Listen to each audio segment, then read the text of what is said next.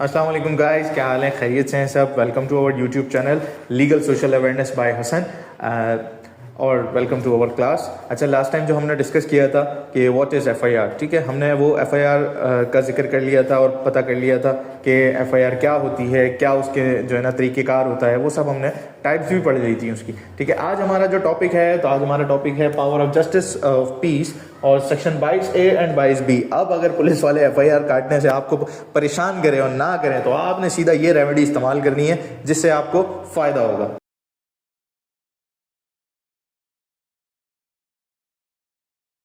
अच्छा जी, तो आज हम समझते हैं कि 22A 22B है क्या। ठीक है, हम 22B तो नहीं पढ़ेंगे। हम 22B के अंदर अथॉरिटी होती है कि हमें अपनी 22A को इम्प्लीमेंट कराने के लिए कहाँ पे जाना पड़ता है। हमें जाना पड़ता है जस्टिस ऑफ पीस के पास। जस्टिस ऑफ पीस कौन है? ये है हमारे सेशन जजेस होते हैं और एडिशनल जज होते हैं। अच्छा, हम किसी दिन हम जो है ना लंबी बात करेंगे और लेक्चर रखेंगे अपना हायरार्की ऑफ कोर्ट के ऊपर कि हमारी नीचे से लेकर कितनी ऊपर कोर्ट्स होती हैं और किन कोर्ट्स का क्या काम होता है। इंशाल्लाह हम उसके ऊपर पूरे जो है ना एक लेक्चर रखेंगे। अभी फिलहाल मैं आपको समझाता हूँ कि हमें अगर अपना 22A को इम्प्लीमेंट कराना है तो हमें जस्टिस ऑफ पीस, जो कि हमारे सेशन जज होते हैं, हमें अपनी एप्लीकेशन फाइल करनी पड़ती है डीजे के पास। ठीक है, डिस्ट्रिक्ट एंड सेशन जज साहब के पास। वो मार्क करते हैं किसी एडिशनल जज साहब को ना।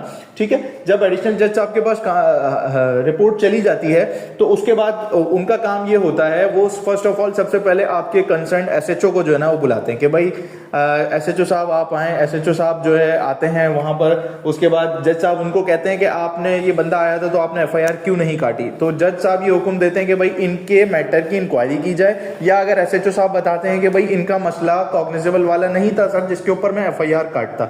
ठीक है, जज साहब कहते हैं कि ठीक है, इन दोनों पार्टीज का जो भी इशू है इनको बैठकर इंक्वायरी करके मेरे पास एक प्रॉपर रिपोर्ट लेकर आए।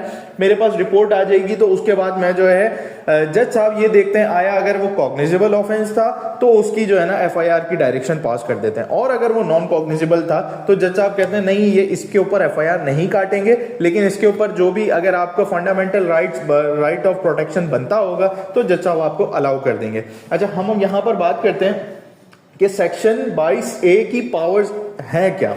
ठीक है, सेक्शन 22A की पावर जो है वो सबसे पहले आती है रजिस्ट्रेशन ऑफ एफआईआर की। ठीक है, कि रजिस्ट्रेशन ऑफ एफआईआर, अगर कोई शख्स अगर किसी शख्स के साथ कोई हादसा हो जाता है और पुलिस वाले एफआईआर नहीं काटते, तो जो हमारे पास 22A का डोमेन है, इसके अंदर हमारे जो जज साहब हैं, सेशन जज साहब, ऑनरेबल जज साहब जो हैं वो डायरेक्शन देते हैं कि अगर आज आपका स्टेटमेंट सुनते हैं कि अगर आपका स्टेटमेंट नॉन कॉग्निजेबल होता है तो वो रजिस्ट्रेशन ऑफ एफआईआर का डायरेक्शन पास कर देते हैं। ठीक है, इन केस इसके सेकंड पे आते हैं ट्रांसफर ऑफ इन्वेस्टिगेशन। बहुत सारे ऐसे केसेस होते हैं जो चल रहे होते हैं, ठीक है, जिसके अंदर पहले से इन्वेस्टिगेशन ऑफिसर्स जो होते हैं अलॉट होते हैं, अपॉइंट हुए हुए होते हैं, लेकिन अगर कंप्लेनेंट पार्टी को या फिर अक्यूज पार्टी को ऐसा लगता है कि हमारी जो इन्वेस्टिगेशन, जो हमारा आईओ इन्वेस्टिगेशन ऑफिसर कर रहा है वो मुनासिब नहीं है, वो उनको समझ में नहीं आ रहा है, या वो उनकी जो चीजें बता रहा है या वो उससे सेटिस्फाई नहीं है, ठीक है, तो वो यहाँ कोर्ट में आकर के ट्रांसफर ऑफ इन्वेस्टिगेशन के लिए भी 22A के डोमेन में ही आते हैं कि जज साहब हमारी इन्वेस्टिगेशन किसी और कॉम्पिटेंट बंदे, इंटेलिजेंट बंदे को जो है ट्रांसफर कर दी जाए। तो वो जज साहब को अगर लगता है कि भाई इसके अंदर इतने पॉइंट्स मौजूद हैं, आपके पास इतने ग्राउंड्स मौजूद हैं कि इसको ट्रांसफर, इन्वेस्टिगेशन के अंदर ग्लिच और जो है उसके अंदर मसले मसाइल अगर जज साहब को नजर आ रही होती है इन्वेस्टिगेशन के अंदर कि इन्वेस्टिगेशन सही नहीं हो रही है, तो जज साहब इसको ट्रांसफर करने की डायरेक्शन पास कर देते हैं। तीसरे पे आते हैं हम protection of fundamental rights. Fundamental rights हमारे पास कौन कौन से होते हैं भाई? जानी और माली। ठीक है, ये हर एक सिटीजन का हक है कि उसकी जानी और माली की तहफ़्फ़ुज़ पुलिस का होता है। ठीक है, तो कंसर्न एसएचओ को जज साहब डायरेक्शन पास करते हैं कि भाई इनका कोई झगड़ा है, कोई मसले मसाइल है, या इनको कोई हरास कर रहा है या परेशान कर रहा है, इनकी जानी या माली नुकसान है, इनकी जिंदगियों को नुकसान है या इनके माल को नुकसान है, तो इसकी तहफ़्फ़ुज़ की जिम्मेदारी उस कंसर्न एसएचओ को होती है।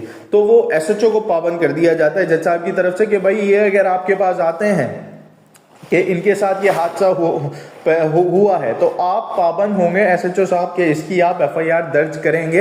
इन केस अगर दर्ज नहीं करता तो आपने इसी एप्लीकेशन के अंदर ही कंटेम्प्ट ऑफ कोर्ट की एप्लीकेशन लगा देनी है कि जो जज साहब ने पहले डायरेक्शन पास की हुई है उसके मुताबिक ये एसएचओ साहब हमारी एफआईआर नहीं काट रहे हैं।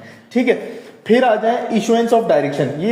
ये सब जो मैंने आपको बताया वो इशुएंस ऑफ डायरेक्शन ही थी कि जज साहब के पास आया इसीलिए जाता है कि कोई डायरेक्शन हमें उनसे इशू करवानी होती है। इन केस अगर लगता है जज साहब को कि हाँ ये वाकई मैटर कोई डायरेक्शन देने वाला है तो जज साहब उसको जरूर डायरेक्शन देते हैं। ठीक है, ये हमारी थी छोटी सी class justice of peace section के बारे में, सेक्शन 22 है और 22B के बारे में। और इंशाल्लाह हम नेक्स्ट जो हमारी होगी वो हम बात करेंगे सेक्शन 200 सीआरपीसी के ऊपर, वो भी मैं आपको बताऊंगा। 200 सीआरपीसी भी एक और तरीकेकार है जिसके अंदर एफआईआर नहीं काटते हम फिर इंशाल्लाह नेक्स्ट पे बात करेंगे। Thank you so much.